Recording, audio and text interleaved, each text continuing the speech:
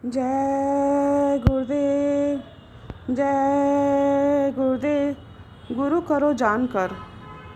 एक राजा महात्मा जी के पास जंगल में जाया करते थे। एक दिन राजा ने महात्मा जी से प्रार्थना की कि वो चलकर उनके महलों में रहें। महात्मा ने उनकी प्रार्थना स्वीकार कर ली।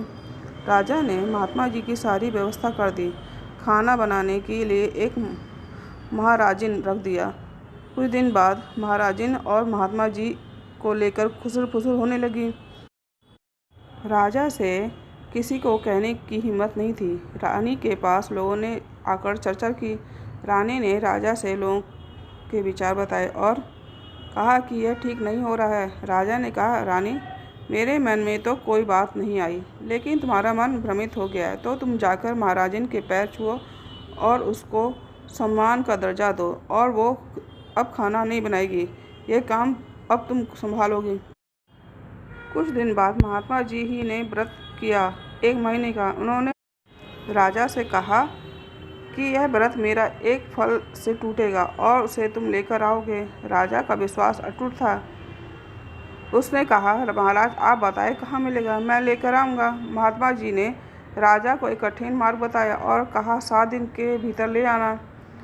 गुरु आदेश देते हैं तो संभालते भी हैं, सच्चे भक्त की लाज रखते हैं और उस पर आँच नहीं आने देते। राजा चल पड़ा। उस बीहड़ मार्ग पर महात्मा जी उसकी रक्षा करते रहे, अनेक रूपों में। आखिर में सब रास्तों को तय करता हुआ राजा वो फल लेकर गुरु की सेवा में हाजिर हो गया। गुरु को ऐसे शिष्य पर गर्व होता है। गुरु ने मुग्ध भाव से राजा से कहा, राजन, यह फल तुम अपने हाथ से काटो और मुझे दो। राजा ने फल को 2 टुकड़े किए और गुरु के आगे बढ़ाया। उसमें कुछ दाग नजर आए। महात्मा जी ने कहा कि राजन, यह दाग कैसा है, देखो तो। राजा ने गौर से देखा तो उस पर लिखा था, तुम्हारी भक्ति पूरी हुई, मैं तुमसे प्रसन्न हूँ। राजा ने महात्मा जी के चरण पकड़ लिए। महात्मा ही ने कहा, राजन, तुम्हारा काम हो गया, अब मुझे फिर वापस जंगल चले जाने दो। और महात्मा जी वापस जंगल चले गए। परम पूज्य स्वामी जी महाराज जी कहते हैं कि गुरु करो जानकर, पानी पियो छान कर।